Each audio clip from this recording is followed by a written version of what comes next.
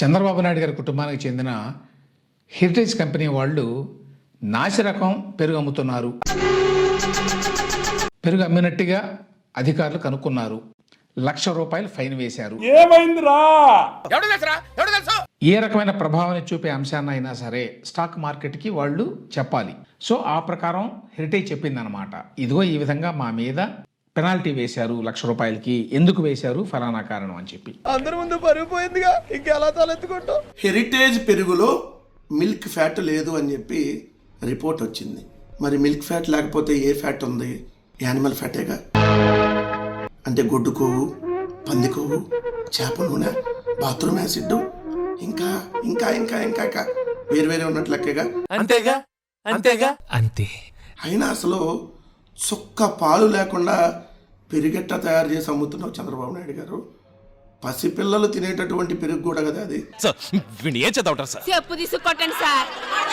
ఆంధ్ర కానీ తెలంగాణలో కానీ ఎనీ హెరిటేజ్ స్టోర్లో ఉన్నటువంటి మీ నెయ్యిని తీసుకొని వెళ్ళి హెరిటేజ్ నెయ్యిని టెస్ట్ చేద్దామా?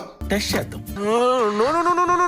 ఎన్డీడీబీ మేనస్ అంటే ఎన్డీడీబీ మేనా ఇలాంటే బాగా మీకు ఇష్టం కదా, అక్కడికే పంపించి టెస్ట్ చేపిద్దామా? ఆయన టెస్ట్ చేయించే పనే ఉందలే. పూజకి పనికిరాని పువ్వులాగా మీది ప్రసాదానికి పనికిరాని నెయ్యనే కదా.